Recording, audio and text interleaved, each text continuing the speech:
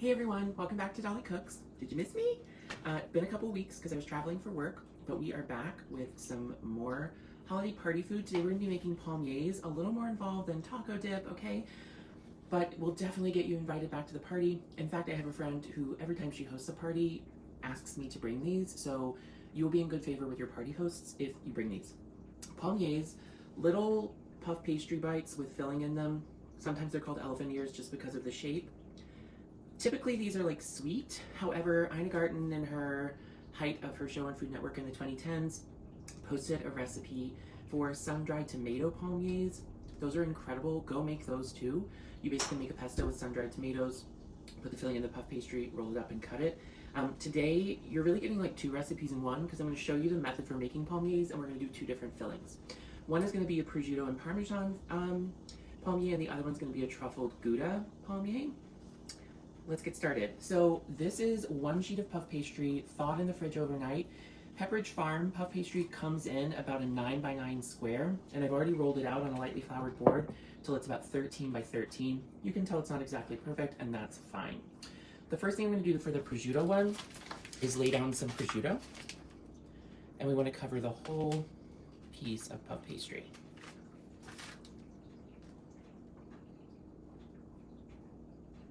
Just one single layer. Tip for people with long nails like me, the prosciutto that comes with a little pieces of paper between it, very friendly for peeling. You need about 3 to 4 ounces of prosciutto.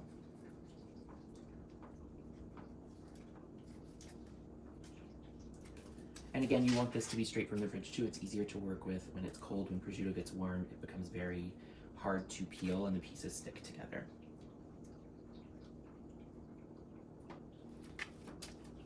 My oven is preheating at 400 and these will end up going on 2 baking sheets that you'll want to put some parchment paper down on, so go ahead and do that as well.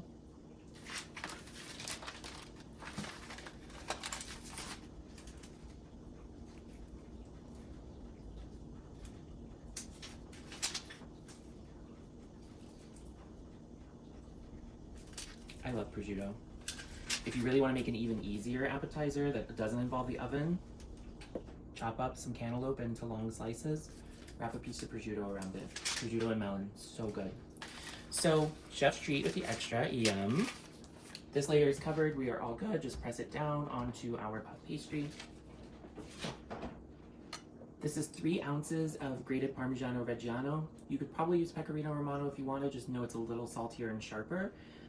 The prosciutto is also quite salty. We're not adding any extra salt to this round of palmiers. What you're going to do is take that grated cheese. This is hand grated, I did it earlier. Lay it all over.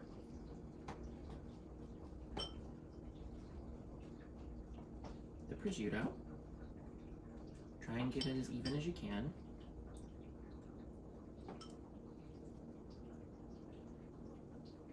And then what you want to do is you actually want to like press the cheese down onto the prosciutto. It just makes folding the puff pastry a little bit easier and friendlier.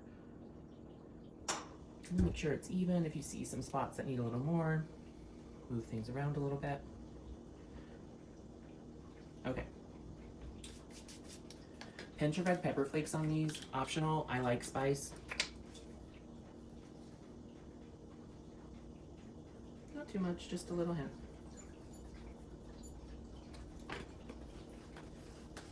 And I'm going to put some black pepper.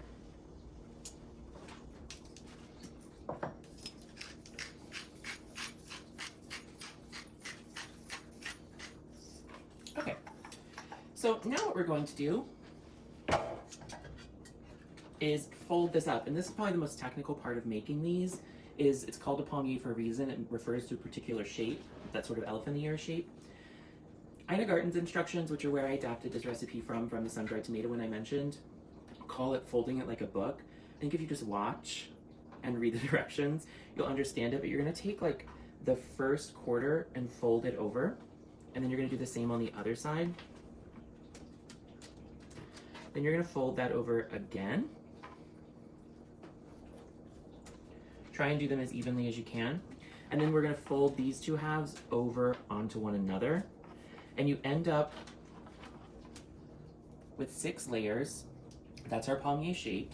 But puff pastry needs to be cold. These will slice better when they're cold. So we're gonna pop them on a sheet tray, put them in the freezer for about 20 minutes. And I'm gonna go ahead and get the Gouda ones prepared too. And then we'll slice these up and bake them.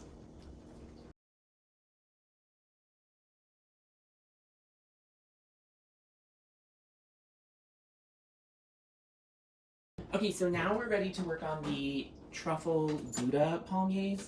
Exact same technique as before. You just saw me roll this out into a 13 by 13. This one gave me a little bit more trouble, but it's fine. I actually do use a measurer, just why not? Then you know. For this one, you're gonna need about 3/4 of a pound, about 12 ounces of truffled Gouda or another truffle semi-firm cheese that you like. Do grate it yourself.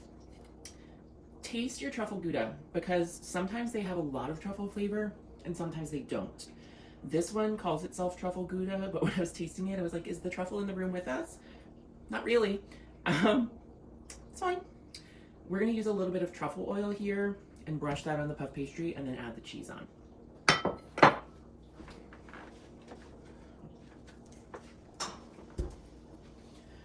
Truffle oil, not crazy about it, but it has its uses, and this is one of them because it's going to amplify the truffle flavor that's missing from its truffle Gouda. You don't need much.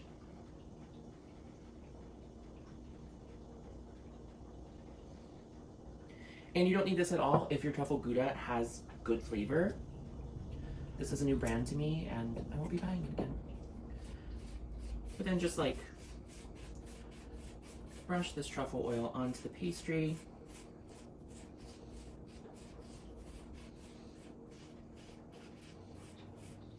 It smells truffly now, I'll tell you that.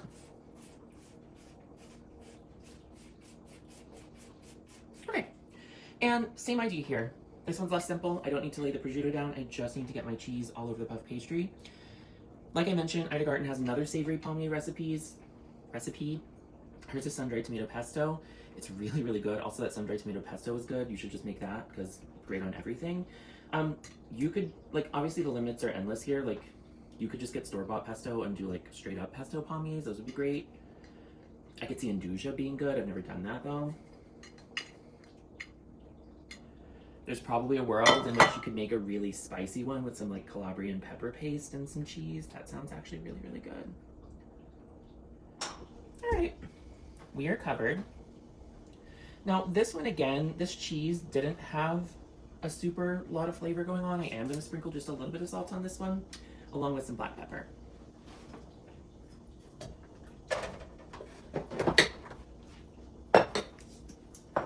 Sprinkle, sprinkle, sprinkle.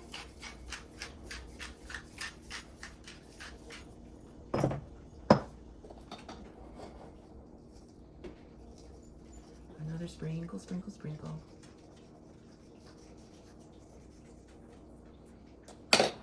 Thank you. Same method as before, but if you're new to this and you want to watch it again, watch it again. Let's do this.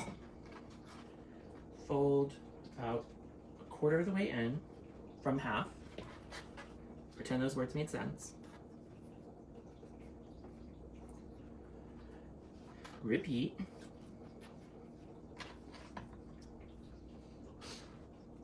We are looking for these to be just about even. Some cheese falls out, no worries, stick it back in. And then fold it over top of itself. And if I can work with puff pastry with these talons, you can work with puff pastry too, trust me.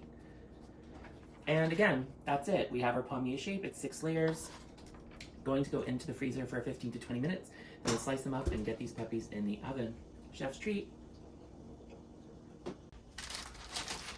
Okay, so our palmiers have been in the freezer for about 20 minutes. And one log, if you're choosing to just do one round of them instead of both, like I am, just one sheet of puff pastry, is gonna fill up 2 baking sheets. You want those lined with some parchment paper. I want you to see both, so I'm gonna do half of each one right now, each on 1 baking sheet, and I'll bake off the other ones in a little while. Let's slice these. I'm gonna start with the prosciutto one.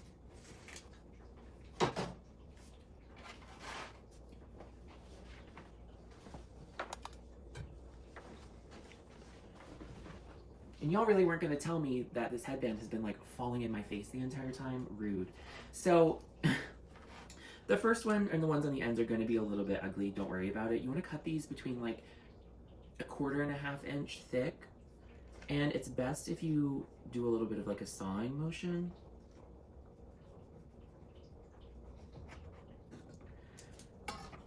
And don't worry if it's like, seems like it's falling apart when they come out. It's fine. So 3 across in the pan. No more than that because they're going to puff up a little bit.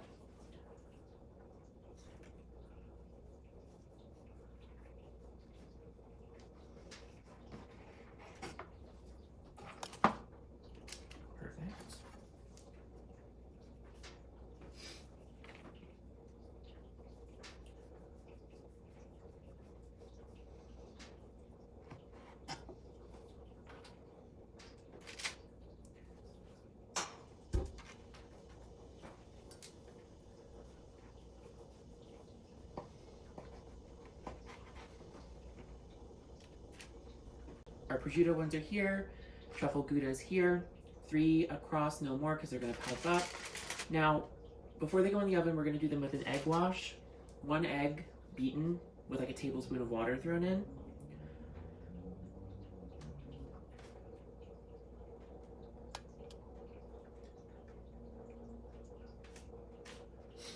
Half of each log is still left because like I told you, 1 whole log will do 2 sheet pans, but I wanted to bake off some of both.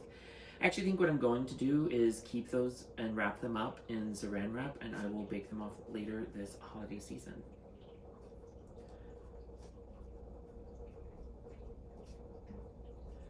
You don't have to be precious with the egg wash.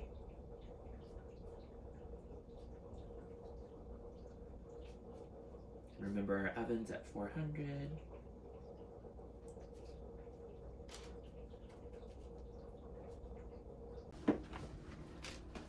Okay, so I just took these out of the oven. They were in for 22 minutes. I flipped them halfway through. They look incredible. And what I'm gonna do is move them to this cooling rack. This will keep the puff pastry crispy because it's getting air underneath it. And will also speed up the cooling.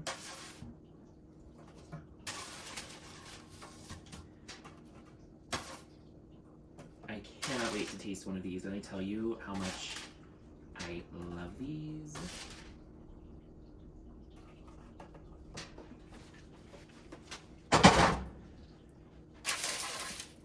And look at the cheesy ones, they're so crispy.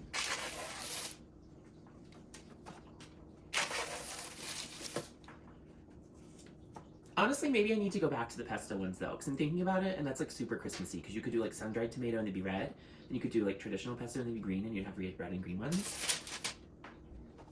But I really like these truffle Gouda ones, and the prosciutto ones are so good. Okay, we're gonna let these cool for a little bit. I'm gonna put them on a platter, and then we've got my lovely, cute little marble platter here. These look best when you just do them in 2 rows, especially since we have 2 kinds. I mean, y'all, Palmiers are so cute. And they're easy. Once you learn how to fold them, they're like so not complicated. But they look like you really like did something fancy. Truffle Gouda on this side.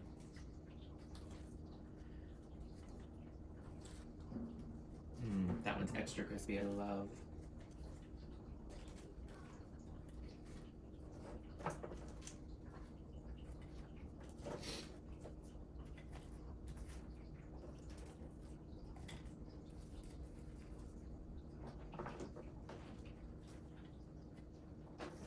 Oh no, there's one of each left. I guess I'll have to try them. Look.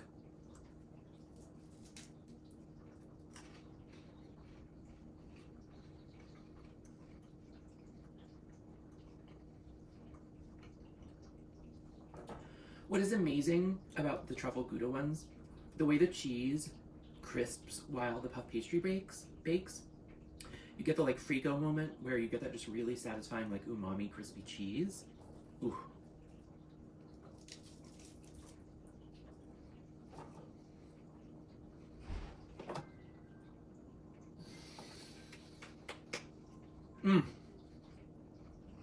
Prosciutto is one of my favorite pork products in general. I love prosciutto.